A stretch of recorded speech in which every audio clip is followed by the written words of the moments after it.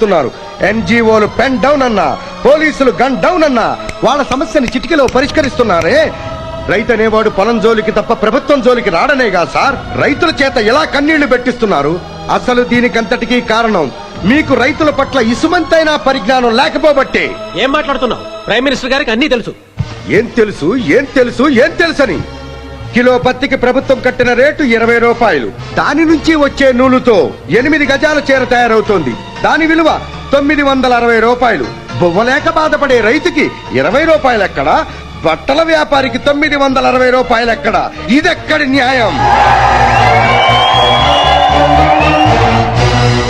KG పొగాకు 30 రూపాయలకు అమ్మితే అందులో నుండి 1250 సిగరెట్లు తయారవుతున్నాయి. వాటి విలువ సుమారు 4000 రూపాయలు. కానీ రైతుకు దక్కేది 30 రూపాయలు. ఇదెక్కడి ధర్మం? ఉన్నవాళ్లు ఏసీ రూమ్ లో కొలకడానికి కరెంట్ ఇస్తున్నారు. అదే